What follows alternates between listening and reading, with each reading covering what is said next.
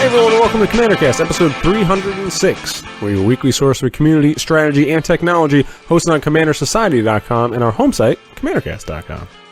This week, Adam is back in the fold. Whoa, what happened? It was echoey. Well, I mean, because it was epic, so that's why we needed the echo. Oh. Yeah, that's why, man. So how you been, man? Sorry we missed you last week. I've been alright. Yeah, apparently my family got the plague, and I was struck with it as well as some others. So, but other than that, now that we're all back and in good health and everything, we're doing all right. Nice, man. Yeah. We were talking before the show about how Adam had transmitted that hideous virus over email to me, because then I got sick. But I'm on the mend now, so that's good. And I managed to get snowed in with my family and still not get anybody sick. Nice. I think that's an achievement unlocked. So it got cold here. It snowed here, not in Orlando, but in Florida. Yeah. Well, it snowed about a foot and it was 20 degrees out. Actually, no, 20 degrees was way hotter than it was. It was like 12 was the, over last weekend. Yeah, last weekend was 12 degrees. And then Friday it was 63. So today it's 20. Yeah, that's kind of what we've been doing. I think from 70 to 30 seems to be the range that it could happen any day. Yeah, no, that makes sense if I lived in the desert. It snowed in the Sahara this week, right? And I'm like, all right. It's almost as if there's been some level of change to the climate. Adam, I will not be on this cast with you anymore. I cannot abide this. All right, sir. This is not. No, I'm sorry. Yeah. I mean, I was just thinking it was end times. So, but what? It's definitely a sign of end times. Sure. So, on the happy side this week, we're just going to talk about apocalypse. But until the apocalypse inevitably takes us all, we're not going to talk about Apocalypse Block. That was not a good one. Yeah, I guess I can't see. Now I can't even make fucking apocalypse jokes because of the situation in Hawaii with the fake missile. Oh thing. Yeah, Jesus, that was crazy. My wife was telling me about that last night. Yeah, I have no idea what the fuck I would do. Somebody got fired. Somebody got real fired. I should fucking hope so. Oh, by the way, an entire state feared for its life. Yeah, how do you go back to work on Monday? That's not happening. Yeah, no. That's don't even bother to come in and clean your desk out. We'll send it to you, pal. Yeah. So yeah, that's not good. I don't know. I don't even know. I was talking to my wife about that. I'm like, what would even happen if we got that text message? I don't know. Right. Put your head between your legs and kiss your ass goodbye. Fuck it. That's it, right? Yeah, I guess you're well, fuck it. I don't know. If there's a day I'm going to start drinking at work, I guess it would be that day. So, but anyway, before that happens, ladies and gentlemen, before the end times, and even before Apocalypse Block, because spoilers, we're definitely not talking about any of the art in that block today. We're going to do part 2 of our art episode. So Ward was on last week, and he was a great guest. Thank you again for coming on, man. We hopefully didn't bore anybody with especially my big lousy picks and my insightful comments about I like the art that I like because it's good art. So that was about as much as I brought to that conversation. I am really sad that because obviously we've been talking to Ward in the comments and stuff for a while, but I've never talked to him in person or even chatting like this before, and I am sad that I missed out on that, but we will move on. Yeah, it was. It was great. This episode will come out as the B-side of a 2-part episode. And I'll tell you, look, just talking to Ward, talking to Ward about artists he likes. I already have a bunch of books that I have on my wish list and stuff I ordered. There's he went on talking about Arthur Rackham. It was one of the ones. Right. And, yeah. He has I went on and I was buying little things from my daughter. And there's this beautiful edition of Alice in Wonderland illustrated by Arthur Rackham was one of the artists he was talking about. I'm like, oh shit! I snapped that up when I saw it. And a couple cool little. I always think I need to go buy more things for my buy art for my house because our walls are pretty bare. I don't have that much up. Fair enough. And I'm like, man, there's some amazing portraits and amazing prints from Alphonse Mucha, Kehinde Wiley, and a bunch of really cool stuff. Right. So now I just want to go buy art. I don't know. So that was what happened from last week. But So this week, folks, we're going to do Adam's portion of this. I'm not going to bore you again with mine. Like my taste in art did not change in 2 weeks, for better or worse. Whoa. Yeah, I know, it's crazy. But until then, you guys can keep up with the conversation on Facebook and Twitter. And then after the jump, we're just going to come back, and it's going to be a different structure to the show. Again, like last week, we're just going to talk about some favorite artists. We're going to let Adam take the spotlight here, and it'll just be me kind of interviewing Adam about his likes and dislikes of that. And then we're going to jump into favorite Magic art block. And then at the very end, we'll talk about some least favorite and favorite Magic artists, because, far from us to avoid shitting on Magic artists. That's one of my favorite parts of this. So stick with us, folks, and then stick with us after the break. It was really fun to just totally shit on Amy Weber and Jeff Laubenstein. But then I felt bad, because right after that, I was making fun of Jeff Laubenstein art, particularly like the way his noses and faces are. And I'm like, this doesn't look like anything human, right? Like whatever. Yeah. But then I binge watched the Netflix series The Punisher, and I'm like, oh fuck, that if you look at that actor, that's what he looks and then look at like any face Jeff Laubenstein has ever drawn, and I'm like, that's hilarious. Oh shit. Yeah. Like particularly like look at like Martyr's Cause, and then look at the lead actor from The Punisher. It's kind of eerie. Like he was even making the same face expression with the mouth, like the middle of the lip dips a little bit and the corners are high. I'm like, the human mouth can't do that. And then that totally happened in The Punisher. Good Netflix series, by the way. But anyway, so it made me. It was all right. I liked it. I mean, this is me coming off of hate watching Iron Fist, so maybe it's much better than that. Yeah. I mean, maybe my standards are down a little bit, but I actually genuinely liked it. So still not as good as Daredevil or Luke Cage, but still very good. Yeah. I don't like Luke I know. Cage. I guess we're gonna agree to disagree on Luke Cage. I don't know, man. How about this? The first half of Luke Cage was amazing. First half of Luke Cage, absolutely fantastic. After they got rid of, I know I'm going to mispronounce his name, Mahershala Ali. Like, once Mr. Ali exited his club, it took a turn for the worst. But anyway, by the way, we're going to talk about Magic art. So. Yep.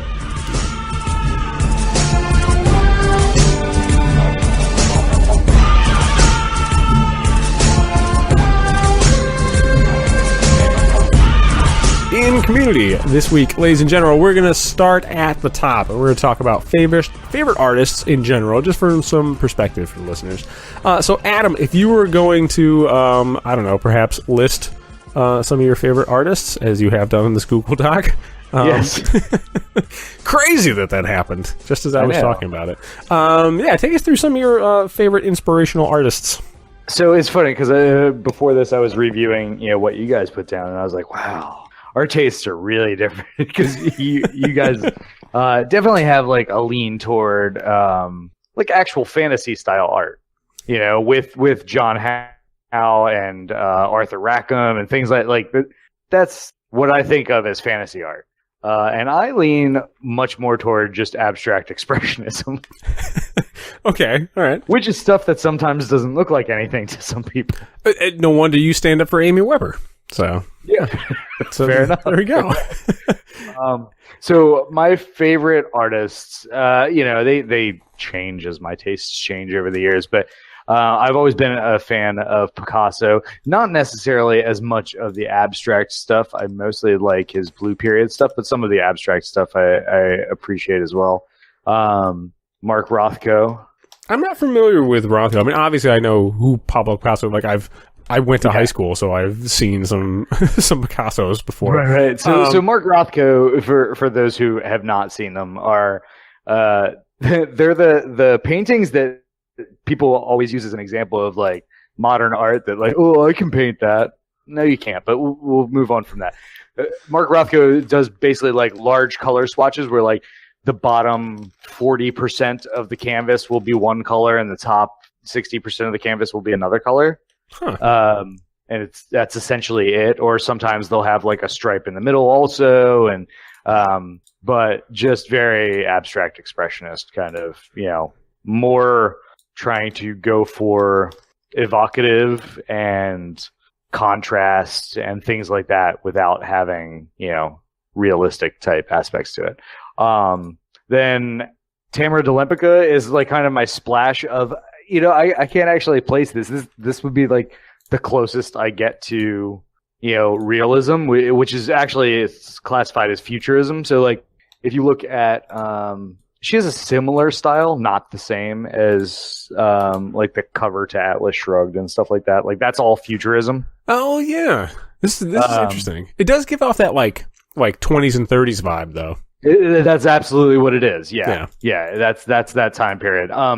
And then two. I don't want to like classify Ashley Wood as a comic book artist, but two comic artists, Ashley Wood, which did PopBot primarily, like I think was his at least most successful like graphic novel type piece. Does a lot of just like paintings. Really like kind of dystopian, slightly disturbed, not as much abstract as expressionist. Really, really interesting stuff. And then my favorite comic artist is Sam Keith. Interesting. Yeah, I'm a huge Sam Keith fan. Like I've read all the Max stuff and just like his art and his way of like changing from like people's thoughts to like things that are actually happening and the distortion of things to give tone to it, as well as some of his like almost haphazard feeling like brushstrokes and inking is just really intriguing. Like there's a lot of texture and a lot of thought but intuition behind it. So I mean, it is like, I always feel like there's like two sides of 90s comic art. I mean, obviously this is horribly reductionist. But, well, yeah. But yeah. Yeah. But like, I shouldn't even say two sides. Like one particular side is like the Max. Like it has that weird, like grossly disproportional, but not aesthetically unpleasing art. You know what I mean? Like I like the Max back in the day too. Right. I think I liked it much more than some of the other stuff that came out of that period. It's much easier to go back to than like, obviously I like to shit on Rob Liefeld, but, even for me, like it's easier to go back to than the McFarlane Spawn stuff. Like I like McFarlane when he was on Spider-Man, but I wasn't a huge fan otherwise. And I like, yeah, I agree. There's definitely those two sides to it. Yeah. And like, it really is, I don't know, like I like Sam Keith's take on, a lot of different superheroes. There's as I was looking this up, there's a really cool like Sam Keith inspired Batman statue. Yeah. And like there's a lot of the cool stuff, like his Wolverine is really neat. Like Wolverine's so weird and over the top anyway, like I think that fits really well. I don't know. I can definitely get behind some Sam Keith. So yeah, I mean you had like your like Sam Keith and Mike Mignola and Frank Miller and people doing like very, very, very stylized stuff in the 90s. And then you had Jim Lee and Rob Liefeld, like the image progenitors for the most part that were kind of a little bit more of the traditional artists. Silvestri can kind of go in either direction depending on how abstract he's feeling, it looks like. But agreed.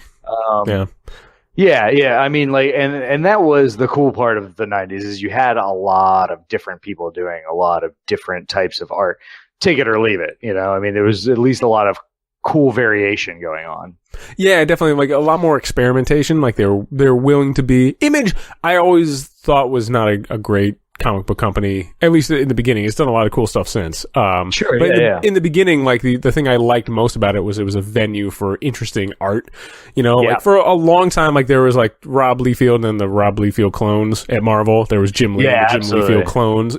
And like it got a little samey and a little stale. Say what you will about like Todd McFarlane, but man, like he was a breath of fresh air. Like in the late 80s, early 90s, when he came in, he started to do stuff. And then same thing with Keith and the rest. So it was very cool to see, like, I don't know, kind of branch out from that. And now, I mean, you can say what you want about Marvel and DC. I think they're coalescing back to a sameness. Some titles are a little off on their own.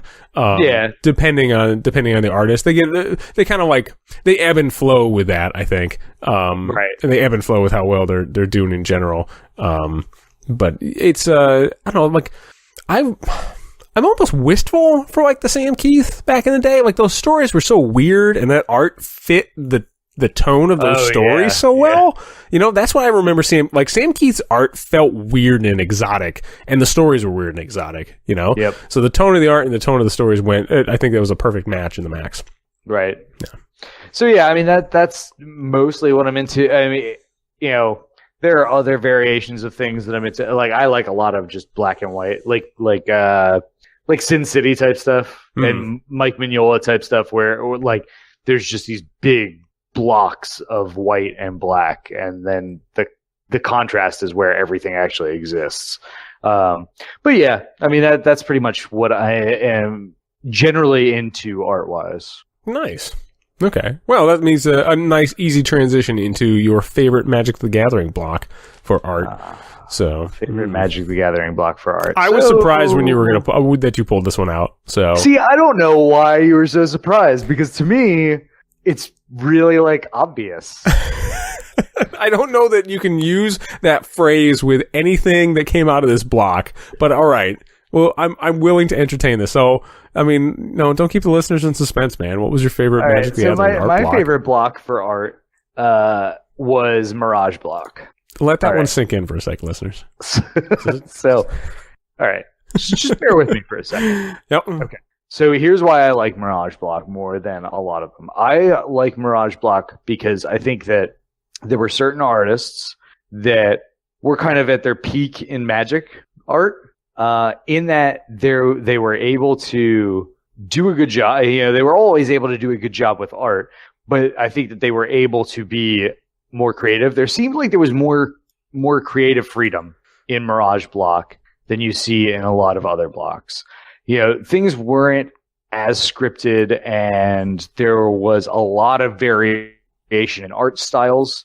And so, like, across the whole block, everything from, like, you know, a hyper realistic to a very abstract expressionist. I mean, you had the entire like continuum between those things, in my opinion. I will say I do occasionally like going back to, you know, Visions or Weatherlight or whatnot. To see not only like the cards are kind of cool. Some of the art is just.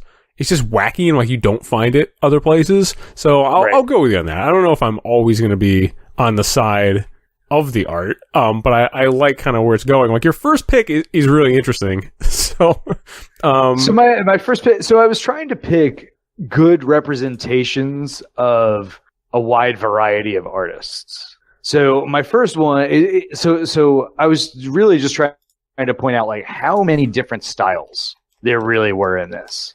And so my first pick is Aberoth, which I am not a huge fan of Braum. I never have been. My wife likes Braum's artwork. I've never been a huge fan because I don't like that closer to realist fantasy type, you know, look of things. But Braum has done some Magic artwork. It's notable that he did some during this block. There were a few different pieces that he did during this time. Yeah, so that's the only inclusion. Yeah, the only reason for inclusion of Aberoth.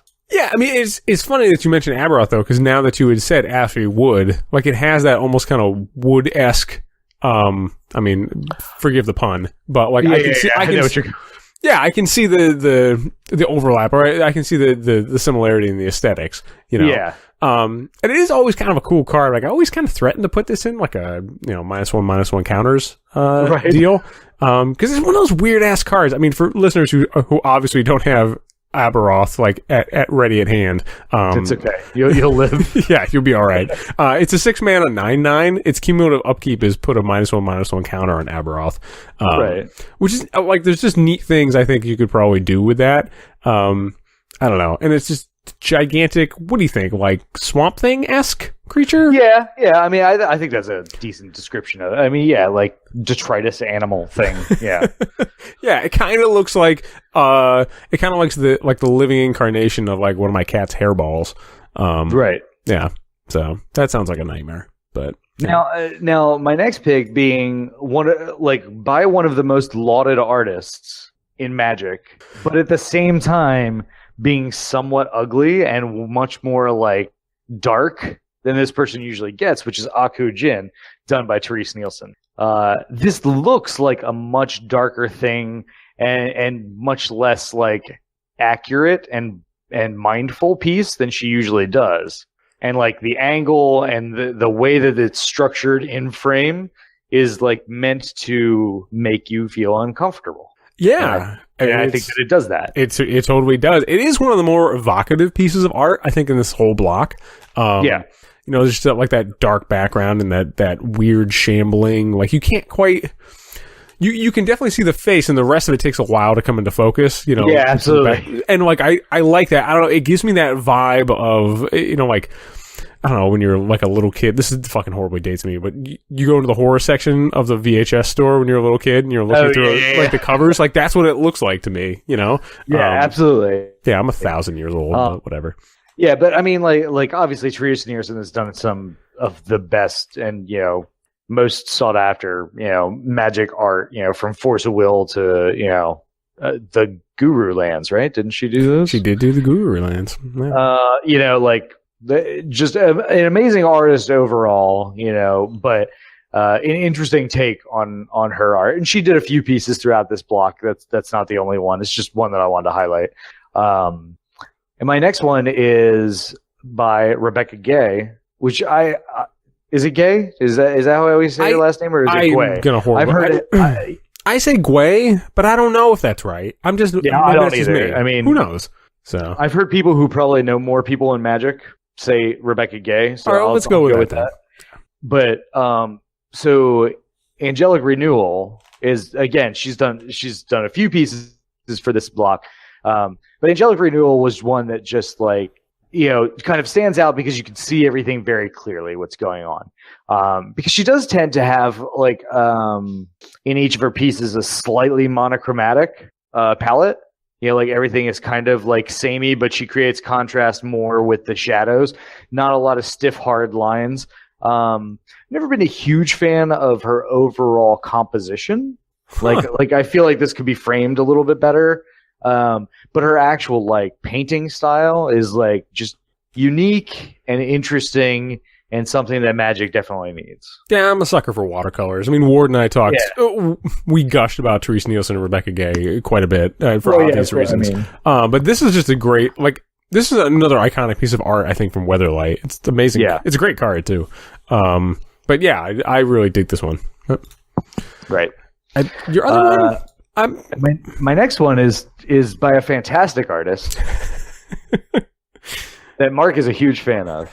How about this? I do actually like the art on this one. I would hope so. I mean, I tried to pick like one that was hard to argue with. Yeah, this one's pretty good. So this one is Apathy by Phil Folio. I am a fan of the Folios personally. I think that that interesting, like, very illustratory, you know, kind of cartoony aspect is something that we could use more of in just splashed throughout Magic. You know, like not every card is supposed to be funny, but when you have like Goblin Game and things like that, you know, and Apathy, where there's just kind of a funny part of the story, you know, it's okay to have that. And I think that this is perfect. I mean, the composition is just like, you know, you're so focused on this guy, but once you actually like zoom out, you know, mentally and look in the background, there's just like constant ruckus going on. Well, this guy literally looks so disinterested, it's ridiculous. It is an excellent representation of an emotion. Yeah. I mean, but I just really, really like their little splashes here and there of the folios. Like I said, Mirage Block stands out to me because of the variation of art. You know, like if you look through, just pick, you know, on whatever you use, pick Mirage, Visions, Weatherlight, and just look through every single card. Nothing looks the same. You've just got all these different styles. I mean, I think like, what is it, Nils Ham? No, Ian Miller. Ian Miller stuff all looks like Ian Miller stuff, but yeah. I mean, you do even get like a little bit of variation even within artists. For example, like we were just talking about Rebecca Gay with Angelic Renewal, but like if you look at Esmira, Holy Avenger, it looks like a different artist. You know? Yeah, absolutely. It's totally not even the same thing. So I can kind of go with you on some things, but I don't know. I'm trying to find your next pick. So I don't even remember this was a card. So Yeah, so I mean, I couldn't tell you what this card does. I mean, like I have it up now so I could read it, but like, so Barishi sure. has art by Ted Nafe. Sure. That's good. That's better than I would have done. Yeah. And again, is just like, really interesting. You're framed to look at what you're supposed to look at. The rest of the ground is all kinds of just like interesting colors to kind of like contrast and pull your eye forward to the foreground. Has a lot of that, like similar to what we were saying with the Aberoth, like it's got a little bit of that Swamp Thing kind of aspect to it, where it's just this creature with just stuff growing on it. Yeah, you can't really necessarily tell what it is. I can't even tell what the creature is supposed to be. I think it's supposed to be like a deer because there are like deers in the background. Its like creature type is elemental, so it doesn't really. Oh, okay. Well, there you go. So it's not a deer. Sorry, my bad. It's a Patronus. Sure, that tracks because Harry's Patronus was like the lamest of all Patroni. I don't know, like a ghost deer. Like seriously, dude, your dad couldn't been anything else. I don't know. What's he gonna do? Graze you to death? Yeah. But anyway, let me see. I do like your next pick though. That one's kind of cool. I don't think this is a good card, but I do think it doesn't get enough love.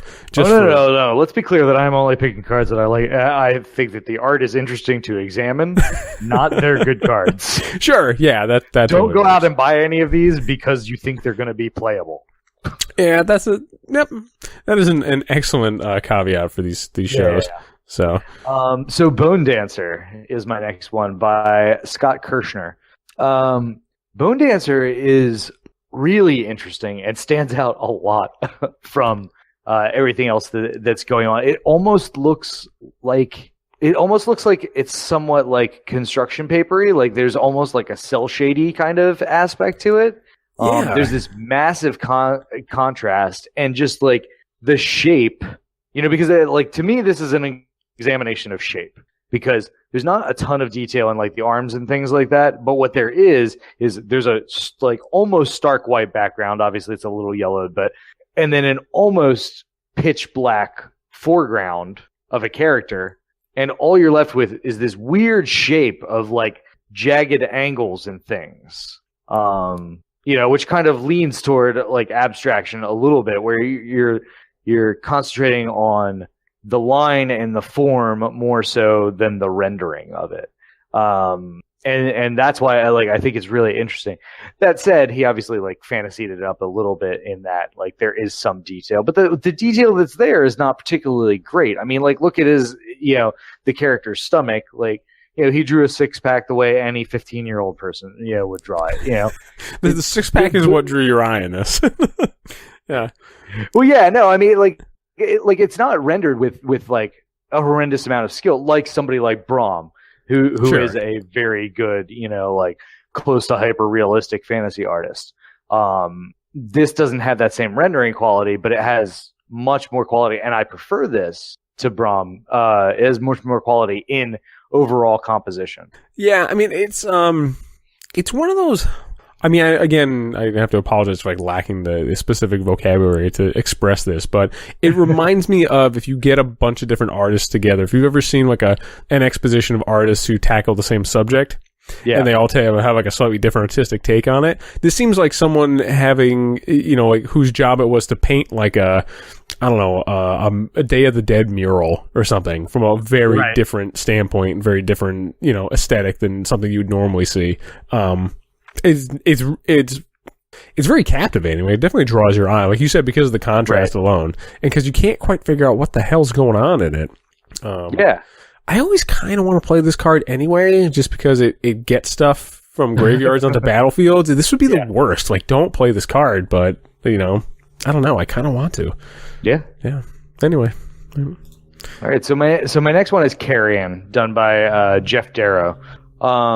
This I like for a lot of different reasons. I think the first thing is the color palette that's used is clearly used in an effort. I mean, like the contrary or contrasting colors that were, or complementary colors that were chosen, do their job so well. The foreground piece of that dinosaur, or whatever that mythical creature is, stands out so much against that blue, slightly greenish background. And then, you get a little bit of the like mid ground with that greenery and things like that there. But it's really, just kind of, it's expressive in a way because it's really like evocative in like how kind of grotesque, the word, carrion is supposed to make you feel, and I think it does a great job of that for something that's like if somebody were like, hey, draw carrion, I'd be like, I don't know. Here's some bones and red. Like, I don't know. What do you want me to, I think this was a very good, like, interpretation of how to do that. Yeah, it is. It's goofy and weird, but also kind of pretty cool. I don't know. I like you obviously can't see the motion here, but you can tell this like hideous maggots are just flowing out of every orifice that's left this thing. But there's like some happy birds on it too. So, well, they're eating. They're like, it's the circle of life. Yeah, this is like the bad circle of life, the shit that's on like the bottom of the floor, in The Lion King. So, yeah. All right, man. All right. What's your next pick? I can't believe you picked this one. I don't think I can ever talk about this block. Oh, fucking God. Without talking about this card. Ugh. It was done by Christopher Rush. Do you have a problem with Christopher Rush? No, not over. And you know what? If I was going to pick the man who did Black Lotus and created the mana symbols, do you have a problem with Chris Rush? Jesus, that's a little defensive there, huh? Just 'cause I don't like your Atog. How about this? If I was going to pick an Atog, I would pick this guy for of all of the Atogs. Yeah. Sure. I mean, Chronotog is the card we're talking about, and I'm a huge fan of the card, but this was used, for those of you who were around or weren't around during that time, this was used as one of the kind of like major pieces of art on posters and things like that when Visions was getting ready to come out. This was one of the promotional pieces of art. And I think rightfully so. Like, it doesn't look like anything else that you have going on. It's got this like very disturbing looking creature with the no pupils, which just makes it look even more like kind of hypnotic, especially with what's going on in the background of it kind of twisting. Yeah. It's very evocative, Yeah, absolutely. And if nothing else, like, this is Christopher Rush. Like, Christopher Rush has been around since the beginning of Magic. He was an amazing artist. I agree with the first half of that sentence. Yeah. You do not like Chris? I'm not a huge. I like him all right, but I'm not a huge. Like, I don't know. You're not selling me on the Christopher Rush. Like, he made the mana symbols. Good job. Yeah, but that's important. He also made Black Lotus. What is wrong with you? I guess I don't think Black Lotus is the most amazing. It doesn't matter. It's iconic. This is iconic, by the way. Sure. Yeah. Iconic Masters too. If anybody at Wizards wants my notes on iconic, I'll be glad. This is the definition, not the other part. Right. I don't know. I like Blood of the Martyr. Yeah, which is good. I don't know, but he's not doing it for me, man. Oh man, I don't know. He's just not.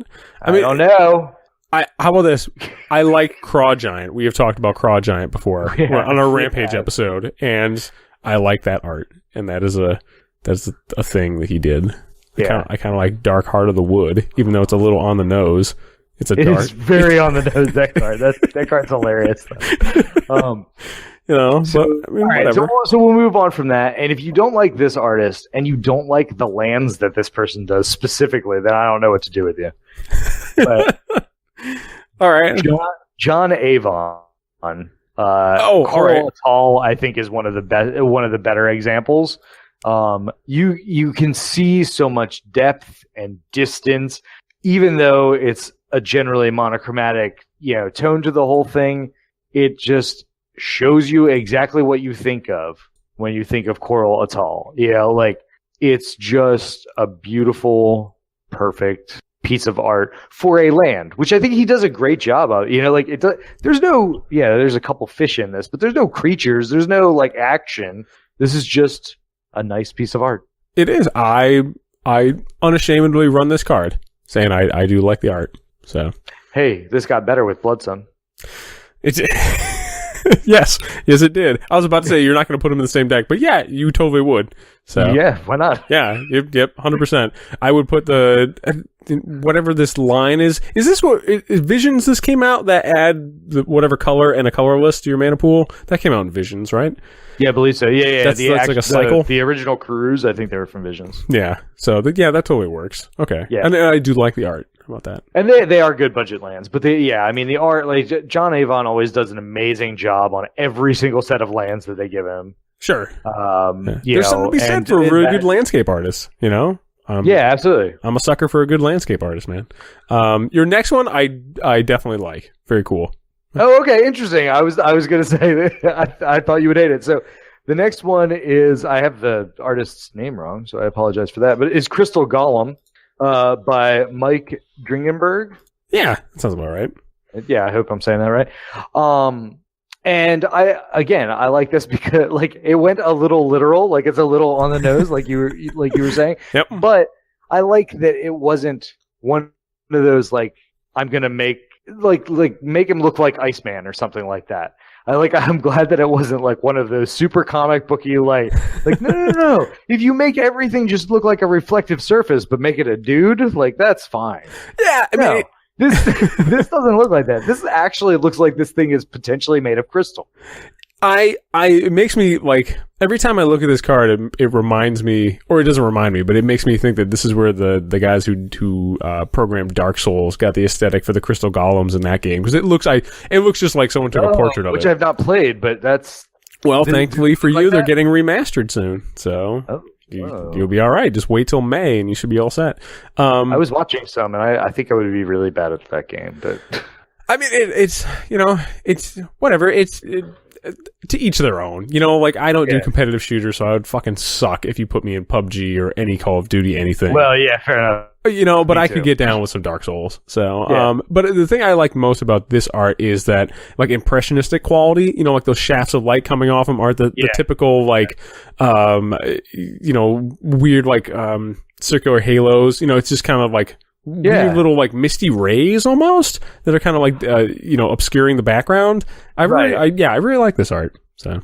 Which that would probably, I mean, to a certain extent, I mean, it makes sense, right? Like, I mean, if things are reflecting in every which direction, like you're going to get beams of light in your periphery that, kind of obscure what's going on. And that's, I think it's perfect. There's a lot of like variation of color within the crystal because that's what happens with, refraction indexes and things. But, super cool piece of art. Yep. My next one is a very divisive artist I've found. I don't know why, but so Richard Kane Ferguson on Dingus Staff. Again, this is not a good card. It does make me giggle every single time I say it, though. Yeah, like, fair I enough. Cannot, I just can't because I have the fucking emotional maturity of a 5-year-old apparently. So I mean, I'm okay with that. but I will admit that in a lot of his art. Because this is the thing that I hear from people. Like, in a lot of his art, it's very difficult to tell what's going on. Yeah. I don't think that's always necessarily a bad thing. Like, this isn't a piece of Richard Kane Ferguson art. I wouldn't pick this one if I was going to pick an example of him from this set. I wanted to pick one that you could tell what was happening less than some of the others. Congratulations. To exemplify the fact that, like, it's not a piece, like his art style is not like, look, there's this creature with claws, like it's just not what he's going to do. Yep.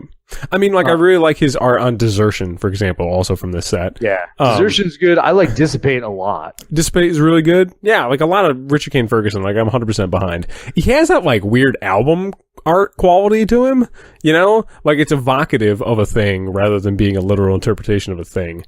Yeah, I mean the parts that I really like about his artwork is, I mean, he's got a little bit of that, like, you can see the relationship to the like Ashley Wood and Sam Keith side of my aesthetic, because there's a lot of just like kind of little piddly things that are going on that you're like, I'm not really sure what that is, but it doesn't matter because it's this color that really works with this other thing. But I think his palettes are usually really interesting. I mean, Dingus Staff is more monochromatic than most of his stuff. Like Dissipate has, basically the whole rainbow in that thing. And this one is a little less of that, but still just the subtle variations of color and the lights and the darks, and then the pinks next to the yellows and the purples next to the yellows that you don't really notice are purples and yellows, but they're complementary, so that things do stand out. Like it's just a very interesting piece of art. And then there's this weird spiral that nobody ever pays attention to in the upper right hand corner. I don't know. Sure, it's there. So whatever. There's there's the skull in the bottom. Sure. Right. Yeah. And you can look at this thing for days and not know what it's actually trying to tell you, and B, find little things all over the place, which I think is really neat. Yeah, it's cool. It makes me wish that Richard Kane Ferguson had gotten a nod to do Dark Heart of the Wood instead of just putting a dark heart in the middle of some trees. I would love to see what he would come up with for that. So right. Yeah, I don't know. Very cool. Now, again, not the one I would pick for that example, but yeah, we'll go with it. So, what's your next one, Adam? So my next one is Enfeeblement by John Bolton. And I think this is just first of all, this is getting closer to that realism or at least that Brahm style of art where you're this is someone who is clearly good at rendering. But sure. Not too experimental in color or anything like that, but composition wise, the focal point is very clear, and you really get the idea this whatever spell you're casting here is breaking somebody down to nothing. Yeah, it does have that Sam Keith quality to me. That exaggerated limbs and everything else. But yeah, it totally works. Yeah, it looks like something off in the corner of a heavy metal, the magazine, the comic magazine. Cover, something off to the side, while something else is exploding, the sun is exploding or something over a planet. I don't know. Cool. But, this one's interesting. I can't say I'm a huge fan, but yeah, we'll go with it. I can't pronounce it. Femeref Enchantress? Femeref Enchantress. Sure, we'll go with that. Femeref Enchantress by D. Alexander Gregory. I think this, again, I put this in here not because it's necessarily something that I personally like, so much as it again shows, especially in contrast to the last card, you go from Enfeeblement to Femeref Enchantress. These are opposite sides of the spectrum. Enfeeblement uses a lot of black and a lot of hard lines and things like that, whereas Femeref Enchantress is much more toward impressionism of not using true blacks and not using hard lines at all, and really just concentrating on the subtlety in light shadows and things like that, and color variations that make out shapes. So I really just chose it as a contrast piece and contrast artist to some of the other things, because trying to drive home the point of the immense variation that there was in this set. And some people do like art that is like this. I've never been a fan of Impressionism, but that's, Yeah, 6 of one, half dozen of the other. Yep. Right. The next card I wrote down as Fightstorm. That's clearly not right. Firestorm is what I was going for. Yeah, Firestorm it's a great card, and I think the art is amazing too. So, yeah. Firestorm by Jeff Miracola, who Jeff Miracola is still doing magic art, I believe, and still doing great pieces. And yeah, the art is super cool and super weird at the same time. I don't actually know 100% what's going on there, but it looks like there's a firestorm. Okay. Yep. That one's a little on the nose too, but hey, whatever, and it's... But it looks like the firestorm is somehow raining down dead birds. Maybe you're just being, we're coming into the middle of the firestorm, right? Firestorm starts up top because obviously it came from the clouds. And then it burned all the birds, and then they're just falling down. So it's kind of coming. I kind of like the little stick figures that are just fucking hauling ass in the background. I like that. Oh, yeah. You don't see it. You're those dudes are clearly on fire stick people just running for the hills. So And then the rando foreground panther that's what the shit? Yeah. Over there. It's just oh, no, I'm not going over there. Yeah, it's good stuff. I picked this out mostly because, I think that this is, kind of a little closer to what magic art is going towards, but we even had a little bit of it back then, as well as this card. I don't care who you are. Your date 2 of playing Magic in your life, and you show somebody this artwork, and they're like, "Oh, that's a red spell. There's some kind of firestorm over there." Like, it's just flat out like that picture is that card. Mm-hmm. You know, and I think that that's a great thing to be able to convey so easily. Yeah, I mean, in a game where like weird fantasy terms kind of overrun a lot of stuff, like this really is like it is what it is on the front of the package. It's a storm that consists mostly of fire, and shit's gonna burn. So right. I like your next one though, man. I like that as a card, and I like the art too. So. Same here, yeah. So my next one is, and it's an Enchant World, by the way, which I love. It's Forsaken Wastes by who now goes by Kev Walker, but it says Kevin Walker on the card. By Kev Walker. So Kev Walker, again, same thing with that I've said about like Jeff Miracola, Chris Rudd. I mean, these guys have been around Magic for a very long time. They have lots of great examples. This again is he's an interesting artist because he's like very much rendery, like very very much like goes toward that like illustratory type feel, but also has some kind of like haphazard and scraggly lines here and there that just add some like variation and like tension to the pieces. I don't know what this like crazy Master Roshi dude is. It's like trying to purple over bald dude's blue, Yeah, and it's I don't know. Like I can kind of get behind it. I think one of the things I like most about Kev Walker is like the things that he wants to highlight in his pieces are always very clean and detailed, and then it just kind of like eventually disperses into the background. Yep. Like it cleanly starts off from some bold prints and bold lines into kind of just like muted colors in the background. So right, big Kev Walker fan. Kev Walker's great. I think that the problem that I have with more modern sets is that there's too many artists that seem to be emulating that set. Like when you have a Kev Walker amongst all this other stuff that we're talking about, it's one thing. When everything looks like Kev Walker, Yeah, I do think like Ravnica was the peak of Kev Walker for me. Right. And then because there was still a little bit of variation, but he did still stand out. Whereas now everything is a little samey. So right. Yeah. Interesting. Right. You pick the next one. Yeah, my next one is actually one of my favorite artists in Magic, which is Robert Bliss, and this one is Polymorph. I think Polymorph is a perfect example of Robert Bliss, because I mean, like I think if you're familiar with Sam Keith, and then I say that I like Robert Bliss, I think you get it already, because there is that just like these distorted, harsh angles all over the place. Like there are no curves; it's nothing but angles. And like hard, heavy, dark lines, dark colors, but like bright contrasts to highlight things.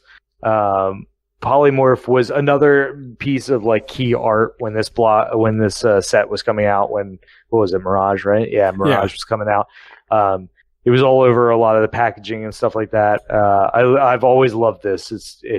And I mean, it shows you like how like it's this bunny that's scared to hell of its own hands.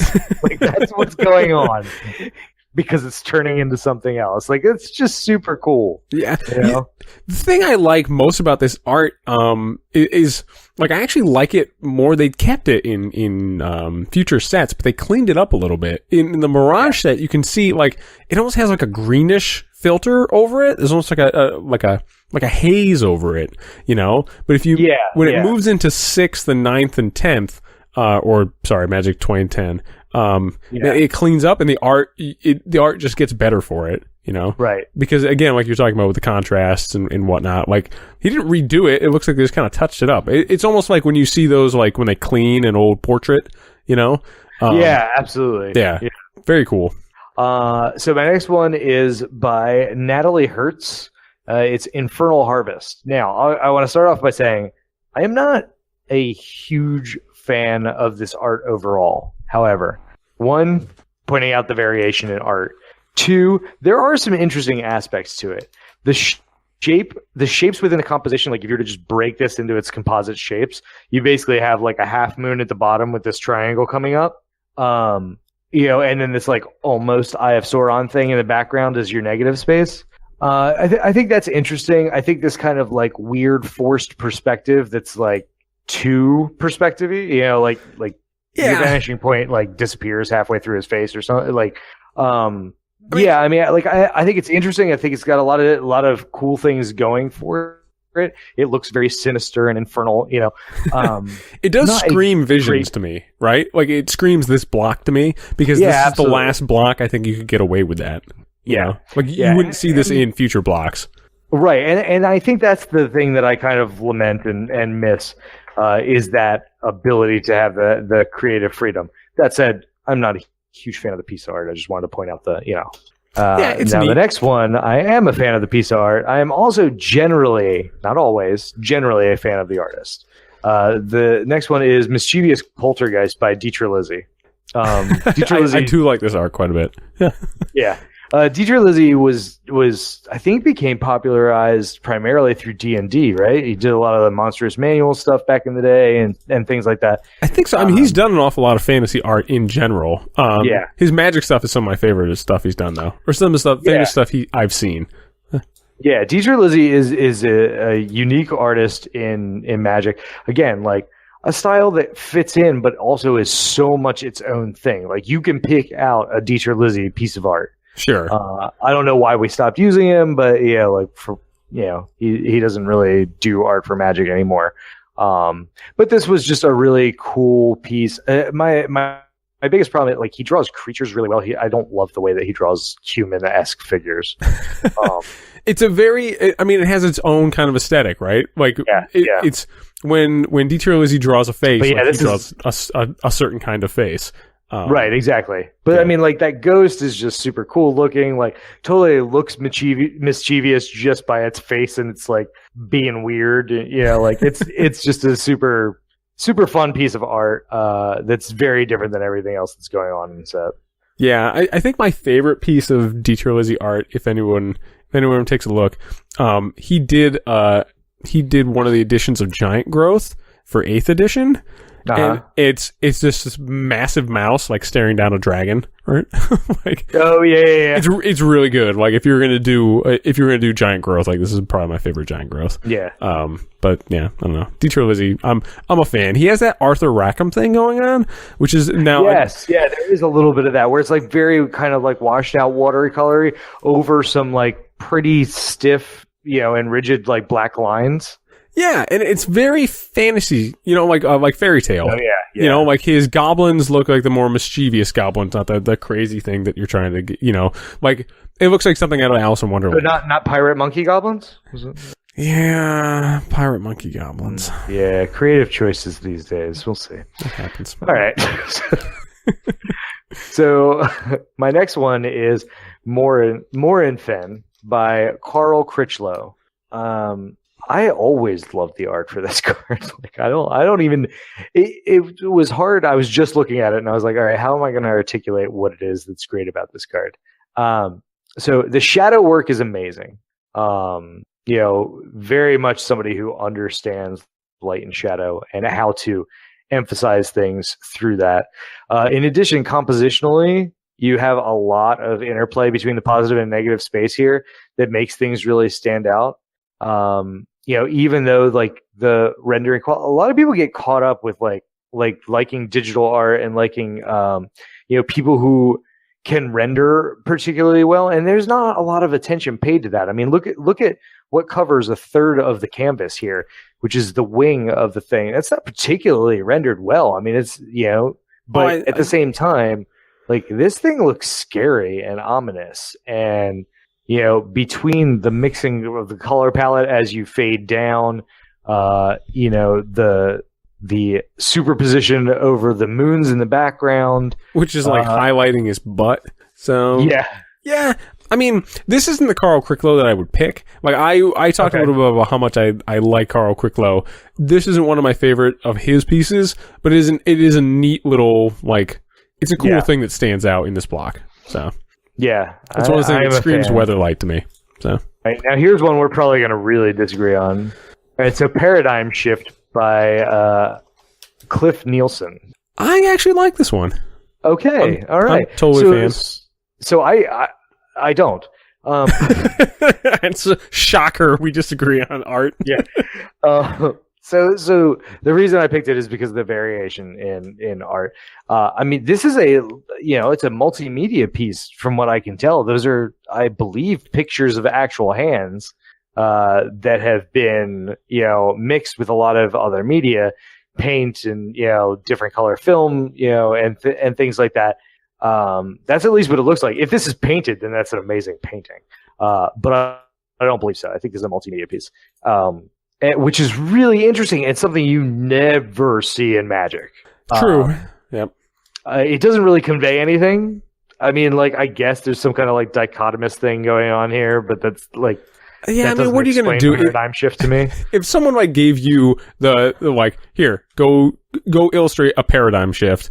Oh no, I'm not saying I could do better. No. But I'm just saying, if anybody, I can't imagine you giving that assignment to any artist and them really knocking out of the park exactly what a paradigm shift is in the same way that the Folio put his finger on apathy. So, right. It's just not a thing. It's like if someone asked you to illustrate, I don't know, a fucking 5% shift in the bond market. At least that has more of a concrete something that you could put in. What are you going to do with paradigm shift? So I kind of like that. It's weird. It's 90s. It looks like the cover of a bad 90s computer game CD you'd see in the dollar rack. Yeah. It's totally a CD cover. Yeah, I mean, definitely. 100%. Yeah. But yeah, I mean, I think it's really interesting that we were able to have artwork like that back then. Yeah. And we're not now. It's funky. Yeah, no, we can't have nice things. No. Speaking of, how about this? I don't know. Can we get together on the next piece? Because I like the next piece quite a bit. So I have a feeling no is going to be the answer. Okay. Yeah, why would I be surprised? I really like Righteous War. I really like that art. I think that 90% of Ian Miller's artwork is horrible, but but it's horrible in interesting ways, though. That's what I like about it. In that he has a lot of jagged lines. Tanawa is kind of interesting, but yeah, but the thing that I do like about Ian Miller's artwork is Ian Miller's artwork is one of the things that you can really that's that's Mirage Block. Yep. Because I don't think he did. He did actually a lot of pieces during Mirage Block. I don't think he really did anything after that for Magic. And I don't know what the reasons for that were. But it was so different from everything else. It really gave some tone and texture to the Mirage Block. I really appreciated the difference. And when I first saw some of those cards like Tanawa and things like that, I was like, wow, what the man, this doesn't look like Magic, but it looks like Magic. But I like it. Yeah, it looks like Righteous War gives me a lot of that too, because there's a lot of stuff going on in that. There is a lot of stuff. There's a lot of weird, off-putting color too. Yeah, I mean, yep. I'm surprised you didn't pick the colors. I'm pretty sure. Yeah, just pick all the colors. Yeah, it's almost My Little Pony. It's just all the colors. I'm surprised if you were going to go with him, you weren't going to pick something excuse me, Horrible Hordes, which is my favorite Ian Miller piece. Not because it's good. Hordes, reminds me of a 1930s Mickey Mouse cartoon gone wrong. Yeah, it's so weird. It looks like something that someone illustrated for The Wizard of Oz, and then it accidentally had the flu in the middle of them, or some fever dream, and someone's like, "No, dude, we can't. This would scare children. You can't put that in front of kids." I don't know. I dig it. It's Ian Miller is interesting. Yeah, as a thing, but yeah, it looks like he did most of his work in this block and Sixth, which I guess must have come out somewhat contemporaneously with this. Yeah. Sixth would have been not right after. I thought fifth was in the middle of this, so Sixth might have come out right after this block. Maybe, I don't know. Triangle of War, for the record, is probably between that and Ankh of Mishra, are two of my favorites. We've talked about this before. Yeah, we've totally talked about this before. I remember having this conversation. I remember doing this search. Oh, fair enough. So, we must have. How many times did you search Ian Miller? So he's only done 24 pieces of artwork, apparently. Yeah. So, but anyway, yeah. Let's speed through. We have a couple other ones on the list. It's I can go through them quickly. Okay. Yeah. So Shaku Endbringer is my next one. Such a bad card. Is by Pete Venters. It's creepy. The lines are all kind of curving toward that gateway. Everything is off kilter, so you're supposed to be afraid of it. It's super interesting. Spirit of Night, Cliff Nielsen, not a big fan. That card is interesting in that it is super different. You can tell that it's a scary, formless piece of nonsense. I have no idea what it's supposed to be. It's true. It's got a nautilus in its eye for some reason too, but just because. Yeah. Tainted Spectre by Chippy. Chippy has done a decent amount of Magic artwork. Again, kind of that like angular, but like look at that color palette, man. It's like it's just blacks and whites. Like I like some Chippy art, man. I can get down with Chippy. That thing is some real interesting.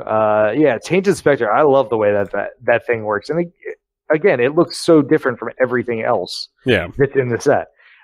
We've got Teferi's Puzzle Box, the Visions version. But you can see that this is a little bit more toward the kind of like traditional aesthetic of Magic art, something that was rendered probably a little bit better than this. This is by Kaja Folio. I know you're not a fan of folios, but she can do a beautiful piece of art, Sure, and that's what that is. It's she got a little more range than the aesthetic that they have. Yeah. Next one is Thundermare. I like Thundermare. I love Thundermare. It's so cool. Very cool. By Bob Eggleton.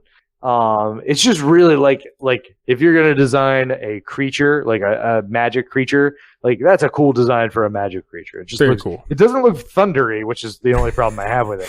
Yeah. If it was a lava mare, he'd fucking nailed it. Yeah, nailed that. Yeah.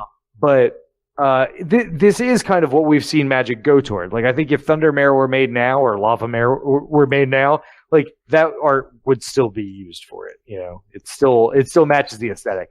And then we have Zombie Scavengers by Patrick. I got nothing. Go. Yeah. Patrick, we're gonna spell his name in the show notes. Kakachi. It sounds like I said a bad word regardless. Anyway.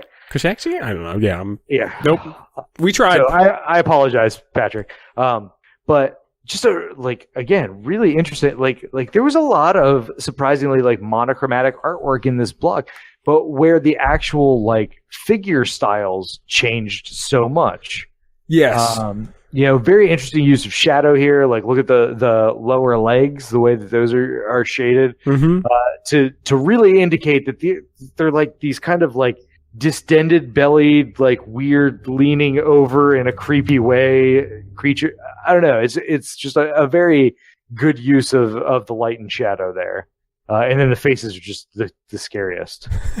Yeah, nothing like some pupilless eyeballs to just set the tone. Yeah, that'll do it. That'll do it every time, man. Yeah. All right. Well, that was a nice little artistic walk through Mirage Block. That's like more love than we've given Mirage Block in a long time. I don't know. There were definitely cards in there that, if nothing else, I would put into a Halloween themed deck. How about that? Might be one of the more charitable things I could say about it. Although I don't love Mirage Block. We need to go back to that where there's more highs and lows artistically, right? Because there's an awful lot of lows, like mechanics wise. No, Wizards is nailing the highs and lows of design. Oh. Yes, a spoiler for next week. Adam didn't really like Rivals of Ixalan, so we will talk about it. But before we move on to some other highs and lows, which actually makes for a nice segue, let's take a little break here just for the listeners, and we'll come back with our Adam's favorite and least favorite Magic art and artist. So stick with us. I'm definitely with you for your least favorite MTG art. That's for sure. Yeah, it's a pretty bad one. Yeah, honestly, could you just pick any of that cycle? Like all of that cycle, I think. Yeah, I mean, I thought this one was particularly stupid. That one is really particularly stupid. Yep, 100%. So, yeah, all right. Let's jump into it. All right, ladies and gents, to round out our show today, we're going to real quickly go through just Adam's favorite and least favorite Magic art and artists. So let's start on the highs, and then we'll end on the lows. So, Adam, what's your favorite piece of Magic the Gathering art? I think my favorite piece of Magic art, and this is I hate picking favorites of stuff because I'm just like, I don't know. There's so many good and so many bad, and like it's hard to. But I kind of came to Damnation. Now, just to clarify, we're talking about Planar Chaos Damnation. I'm talking about Planar Chaos Damnation. Gotcha. Yes. I mean, there was the Invocation now, not the Judge promo, not the textless one, the Damnation or the Planar Chaos one. Gotcha. I guess Judge promo is the same art. The player reward. The Ron Spencer art. So we're talking about the Kev Walker. I'm talking about Kev Walker Damnation. Damn straight. Honestly, this could even have less detail on it, and I would be just as happy with it. Dude, there is a big black circle in the middle of white. That's all you need, huh? Yeah. I mean, yeah, I got it. I mean, it's super evocative. Yes, that is all I need. Now, it's just like this blacked out sun and this like bright sky, and that alone tells you. And then he adds to that a little bit more detail, which is really just stuff getting screwed. Can't even tell what it is. It's it's bad. I mean, this is even worse. This is an even worse day than Firestorm. Like someone could put out the fire on your back from Firestorm. Yeah, you can't put out the black sun that's like coming after you. Like, you're fucked. So this is just like I think a really elegant design and such massive contrast that it's just so clear what's happening, and it just pops at your eye like that black. Look, the black dot. If you like stand back a little bit, the black dot almost feels like a pupil in the eyeball of the whole thing. Are we getting a little philosophical here? Does the void stare into you, or do you stare into the void? Yeah. No, I'm speaking purely from like the artistic sense, because if you look at the cloud, like if you stand back from it, if you look at the cloud as like the shadowing of the iris, like it almost has an eyeball-esque look to it. But I mean, it's much clearer as to what is actually attempted to be portrayed there. But yeah, it's brilliant in every way, shape, or form. It makes me want to put on some Soundgarden. So yeah, 100%. Awesome. Yeah, and that. Yes, there we go. And for no other reason, that should be it. So. Yeah. So let's move on to a truly damning piece of art from Magic's past. I always forget these things even existed, even though, I mean, conservatively, conservatively, how many of these do you think out of this cycle, not just this one, but out of this cycle you opened back in the day? Oh God, a million. I had dozens of each of these. Yeah, so many of these fucking things. And this is easily, I would say this is probably the worst. But yeah. So the card we're talking about is Blue Mana Battery. Don't bother looking up what it does. It's not worth it. It's the art is by Amy Weber, and I want to be clear that like similar to something that Mark was saying, like I don't want to like completely yuck someone else's yum. So if you like Amy Weber, then you like Amy Weber, and that's absolutely fine, because art is about personal interest and interpretation, et cetera, and expression. And that being said, this sucks. I mean, yeah, that said, I'm not a fan of most Amy Weber art, and this is really bad. It's just, yep. I have painted. I am not an accomplished painter, nor am I going to say that I'm even a good painter. I can paint that. Yeah. Without much effort. Yeah, I think so. I mean, the waves might be a little hard, because she has a little... Nope. You don't think so? Like, nope. No? Yeah. Nope. I was trying to be charitable. I was trying to do something. Like, how would you describe this for the listeners? We've got some... what were the boxes? They're, like little square nautiluses floating amongst a sea and or sky of blue. Yeah, like this shouldn't be called Blue Mana Battery. It should be called Square Nautiluses at what, dusk? Maybe? Yeah. At midnight. Sure, yes. Square Nautiluses at midnight. So there we go. We've rebranded this art. Yeah. Because no one's going to play this fucking card. Waves necessarily. If this is at midnight, those aren't mountains? You sure? Oh, I get... yeah, because now I'm looking at the Legends art for it, and it does kind of look a little more mountainous. It doesn't look like maybe anything, it's a little maybe it's cloud cover. I don't know, but see the Legends one's brighter, so the Legends ones would have to be Square Nautiluses at dawn. So yeah, because I mean, look at that sky. That sky's a little more purple. It does have a little more purpley. Yeah, that card. Oh God, it's hot garbage. Jeez. It's so bad. If you were going to pick a second worst mana battery, which one do you think you would go with? Oh God, I don't even know. I have to hold on. I would go with, mine would be the white mana battery, because even though I like the art, it looks like a mountain has a pimple. So, you know what? I don't think any of the rest of them even come close. I mean, they don't. None of them are that bad. You know, right. Blue mana batteries, and blue mana very battery, weird in that they're not like compositionally connected at all. Yeah, like no one could have just, I don't know, made a battery. Like the green mana battery is closest, right? I mean, the red one feels battery-ish. It's a horn, man. But look. Notice how it's inside that like holding case. Like I think that red piece just is makes the battery. Me, look, it looks like a dog erection. It's not good, man. I can't go with that. So, I can't. I don't know what's going on with that. The white mana battery might be the most battery-esque, aside from the green one, but it looks like a mountain has a pimple. How is it the most battery-esque? It's just a piece of metal inside of a mountain. That's way better than it's better than Square Nautiluses. I'm sorry, Square Nautiluses at dawn. That's not doing it for me either. Well, yeah, no. I mean, look. Yeah, I know. We're far and away. We're down the hole. We've already thrown away so many aesthetic modules here that we don't need to talk about which is the worst. But it's pretty bad.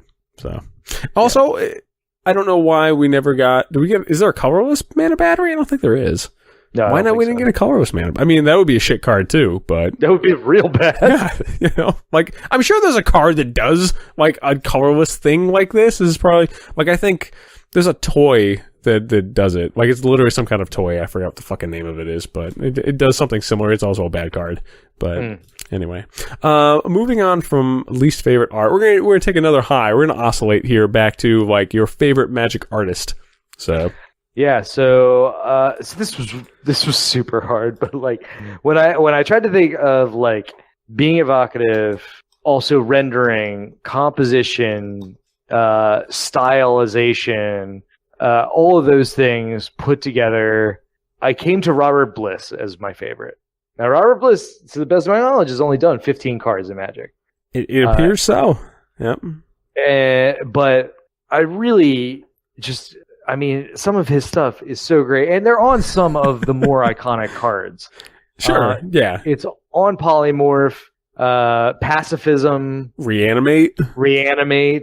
You know, Withering Boon was just kind of like jokingly iconic.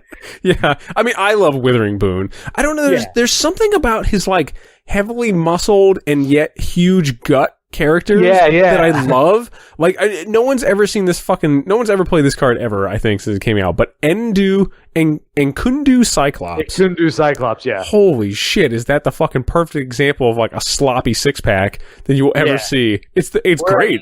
Yeah, or even Teferi's Curse. Teferi's Curse is another good one. The Goblin Soothsayer. That's a card I've actually seen people play once in a while.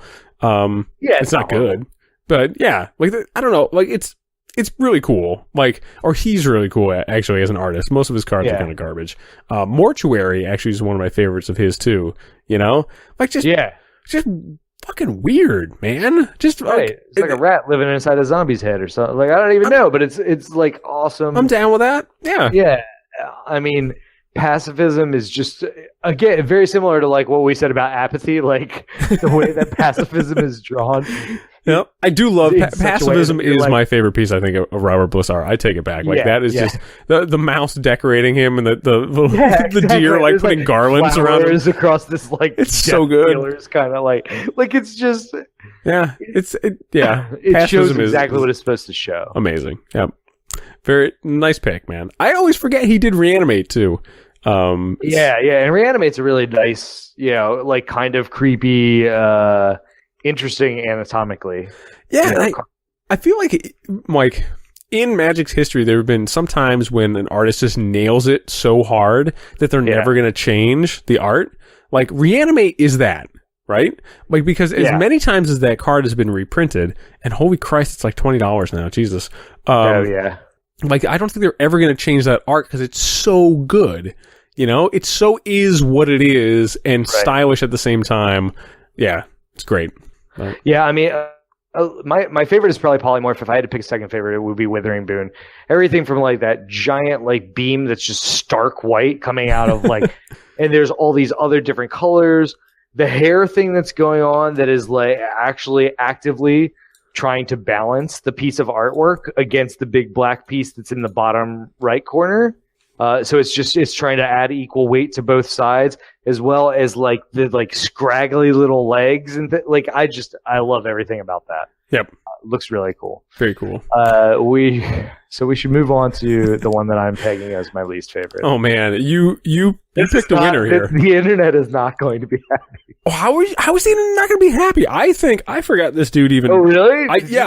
This guy is fucking horrific. Like, I mean, he did some pretty iconic pieces of art. He did, and it's really fucking bad. Like, really fucking bad. He did a lot of work, and oh my fucking god. Ugh. Okay, so let's start with the list of cards that he did. All right, so this person did Ali from Cairo, Ancestral Recall, Ancestral Visions, Balance, the original Birds of Paradise. Let's see. The original Counterspell. Yeah, well, Crusade. Oh God, Fast Bond. Let me just. Yeah, I know. Just kind of like just history name of them, magic. right? Hold on. He's still doing work too. I didn't realize that. Like he got better. I'll put it this way: he definitely got better, and he absolutely has. I mean, even by Ice Age, it was looking a lot better than it was originally. Library of Alexandria. Yeah, tell me again how the internet's not going to hate. Yo, but come on, he also did fucking Chromatic Armor. He also Indestructible Aura. Like, what the fuck, man? I know. I'm pointing out the like famous ones that he did. Yeah, I will say legitimately, I really liked his work on. I think it was this latest Commander set. He did a lot of the art for the lands. The basic lands work he did was really good. The original Wild Cards he did. Yeah. Versus Tower. Yeah. Okay, so now that everybody's done hating me, Mark Poole is my vote for the worst art in Magic. Okay, let me back that up. You're making a strong argument here, sir. Yeah. Okay, so let's find some good. Okay, Arctic Foxes. That's a good example. I was gonna go with Lady Evangela. But, yeah, that's a good one too. Yeah. But we'll start with Arctic Foxes. Sure. What? Arctic Muskrat? Mongoose? Did anybody do any kind of picture research before drawing a fox? How about... Okay, no. Good. I mean, if you want to talk about like the hideous things this guy has done to biology, like look no further than like natural selection. You know? Yeah. Like what the Christ, dude? There's so many like Nurturing Licid. Like what the hell? Chromatic Armor. Oh, why do people actually melt when you kill them? Like, why is that guy melted on that rock? Yeah, it's real not I don't good. Understand? Like, real not good. Okay, let's see. What else do we have here? Oh yes, Death Ward, a children's drawing of something that happened during a Harry Potter book. Dude is literally using a wand and conjuring a Patronus on what looks to be a like 3-fingered hand. Yeah. What? Like. Oh, I'm sorry. And because he's super badass, he has a scar over one eye. You can't forget the scar over one eye, right? It's, I think, another really good one and this dude got a lot of work in Legends, about with a lot of really shitty Legends. Stang might be one of my. Stang is a good one. He's a big fan of helmets because he doesn't draw faces well. Oh yeah. You actually noticed that. Dwarven Weaponsmith. I'm glad that they put somebody making a Batleth in here. Because he basically just drew a Klingon. And you might as well, you know? I don't even know. Elven Fortress. I love the Elven Fortress. It's basically a fence on a hill. Tell me that you look at something like Unholy Citadel and it wasn't like something that your buddy drew on a Trapper Keeper in the 80s. Tell me that wasn't a thing that happened. It fucking was in my town. I don't know. Yeah. So. Foratog is another like, man, you expect a lot of the ATOGs to look like creepy, weird, etc. This is one that lives in a forest that's bright friggin' blue. Yep, that makes sense. Yo, what about Vidalian Mage? Like, come on. Like, I get it. At least he's blue because he's in the water. I mean, I think that that Magic gave this guy bad cards because they were like, I don't know what that's going to look like. You just do some like Goblin Ski Patrol. Like nobody's going to do a good job painting that, so just give it to this guy.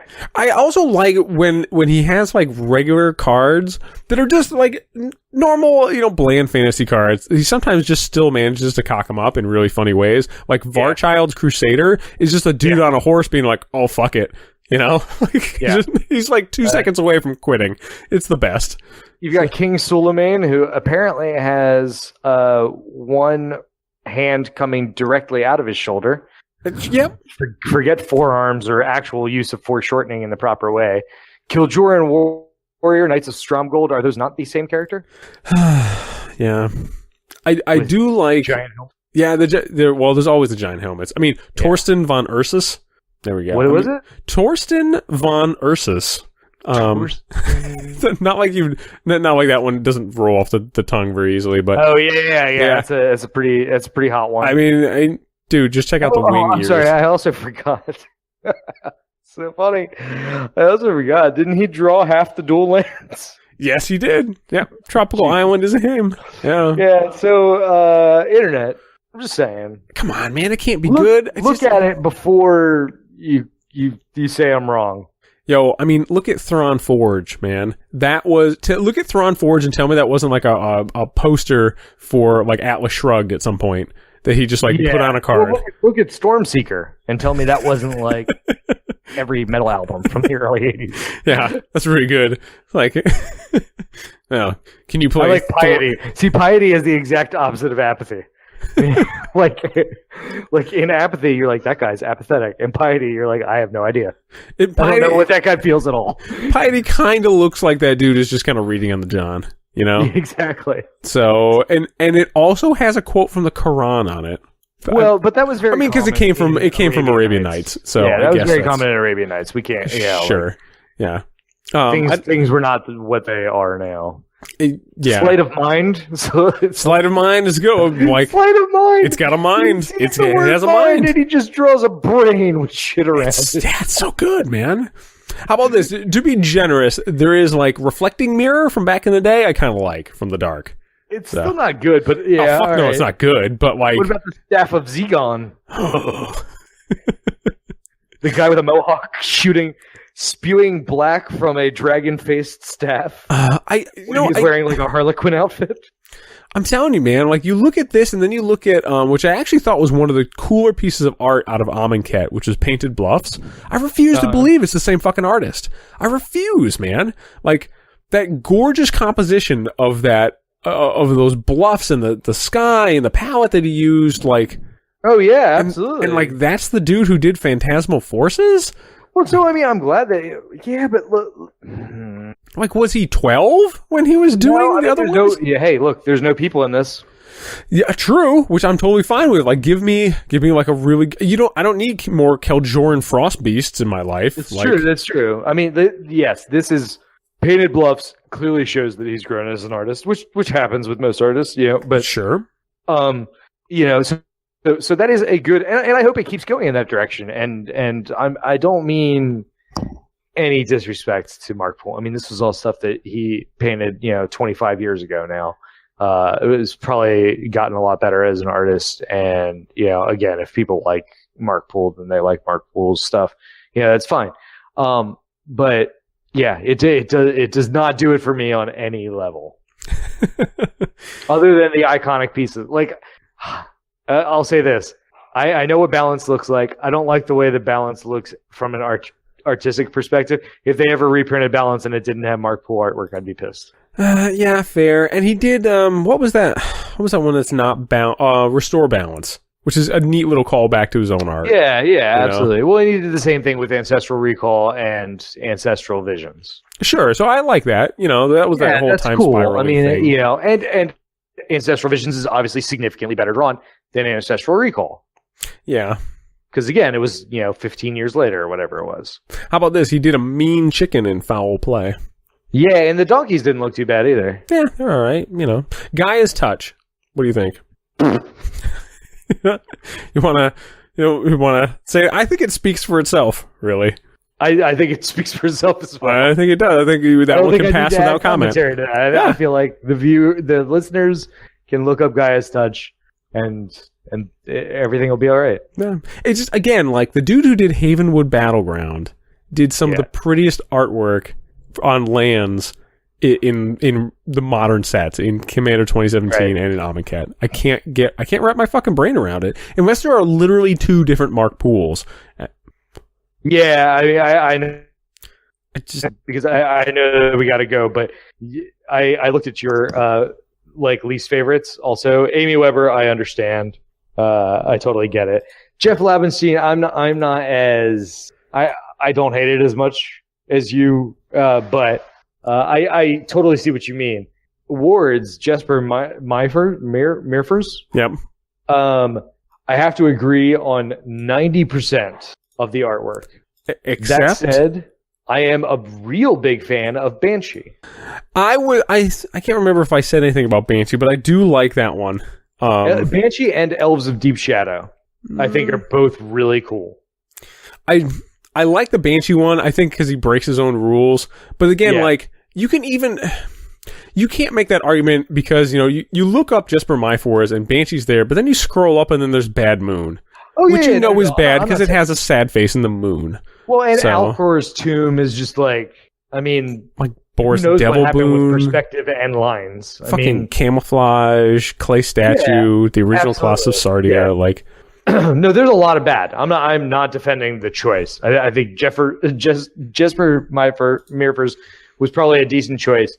I do like two of his artworks. Sure. Like those two cards I do actually like. I think they're really cool. I mean, I kind of like If Biff Ifrit too. It's interesting. It's not like it's not great. I mean, I like Eater of the Dead, but it's also not great. Yeah, I mean, for every Banshee you get an Iowan Fish Jesconius. So. Right. I mean, like Season of the Witch was just kind of interesting, but kind of falls short. Yeah, like Mole Demon is interesting only because there's nothing else like it except for maybe other Jesper Myfors art. Yeah. So Word of Command is just hot garbage.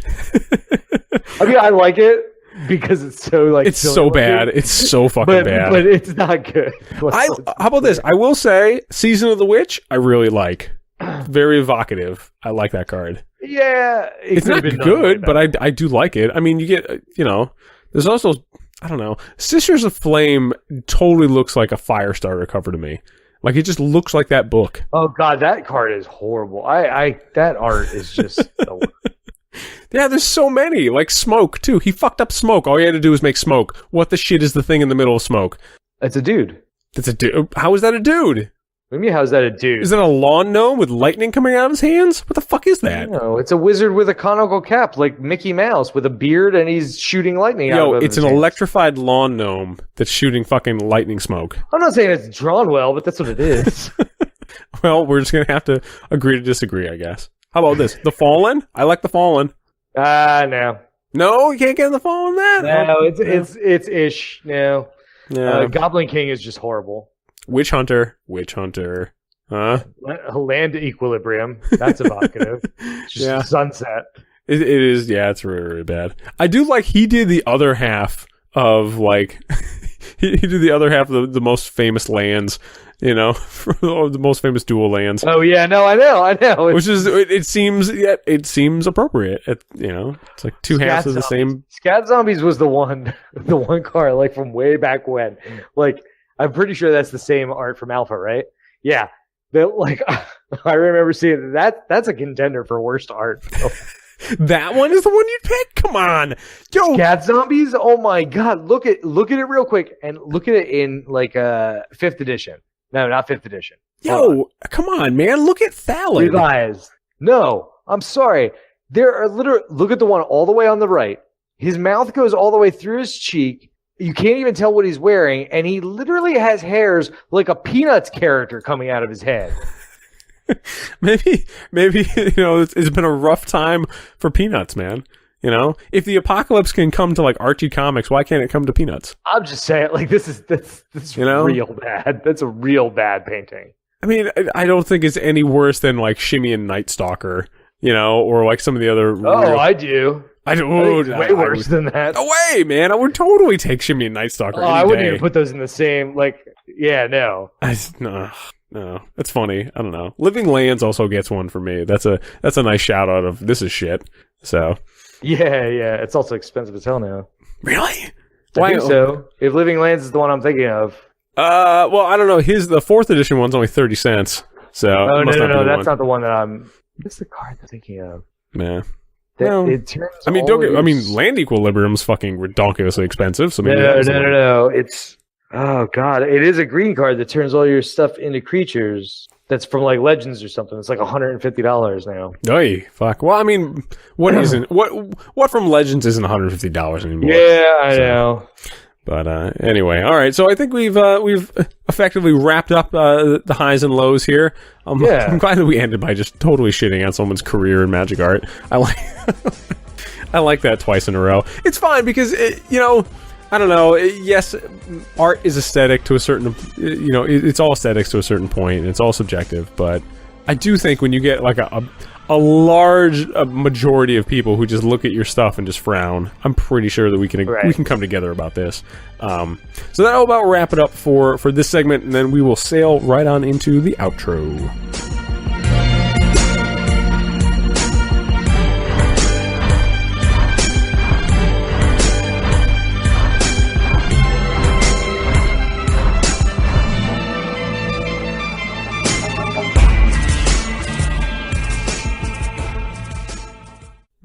Living Plain. It's Living Plain. Oh, yeah. Oh, God. That's fucking redonkulous expensive. So, how much are we talking about? 106? Fuck. I think I totally traded a Living Plain for... I mean, it wasn't like a Shivan Dragon, but it was something equivalent to that back in the day. It was something fucking ridiculously stupid back in the day. Because I'm like, why would I want to have all my lands as creatures? That's stupid. I already have Cormus Bell. Do you know how many Lion's Eye Diamonds I got rid of? Yeah, I know, right? Every single one. Yeah, because you're like, this is trash. I don't want to discard my hand. Yeah. Oh, stupid us. Oh, well. There's your world enchantment, too, for today. So I know. Yeah. Alrighty, ladies and gents. Well, that wraps up our both Side A and Side B of this long play of our art episode. I guess in hindsight, it's probably a good thing we did break it up. That would have been like a 4-hour podcast. Yeah. The next time we do an art episode, we really have to... We talked about doing a segment where we were going to argue over which art is best. And then have somebody like adjudicate.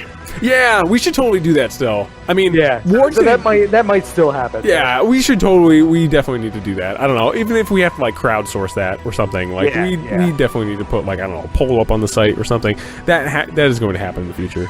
But before that happens, before we take the gloves off, Adam, if someone wants to tell you how much they really liked Blue Mana Battery. Yeah, I guess. Yeah, we'll go with Blue Mana Battery. Sure, yeah, we'll go with the Square Nautiluses. Yeah, where can they reach you? You can stick your head in a toilet if you want to contact me about that. No, you can hit me up on Twitter at Squire9999 or at the Trinosphere.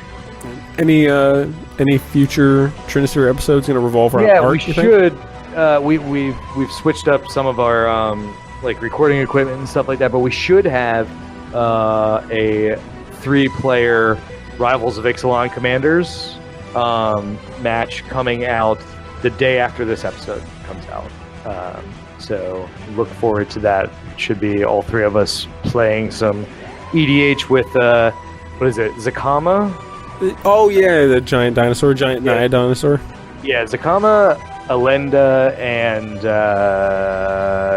the Merfolk guy. I don't remember his name. Oh yeah, blue-green Merfolk. Yeah, which Kapala? I like. Sure. Yeah, one of those. Did you say Colin? Like Colin the Merfolk. Colin the Merfolk? Yeah, just Colin.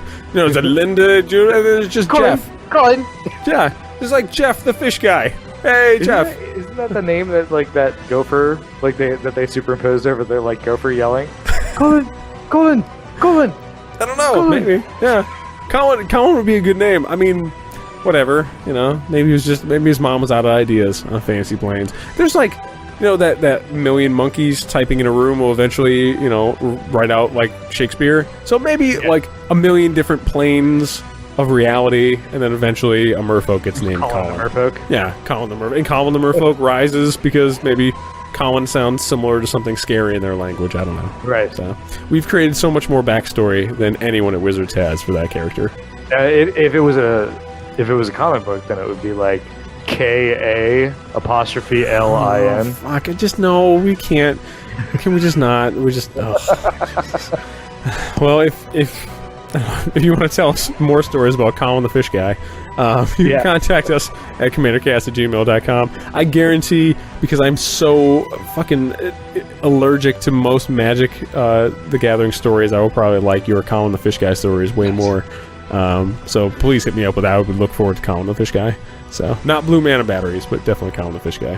And then be sure to check out our CommanderCast Facebook page, folks. And a big thanks to everyone here at the CommanderCast Network. We will see you guys next week with more community, strategy, and technology. So until then, let's get it!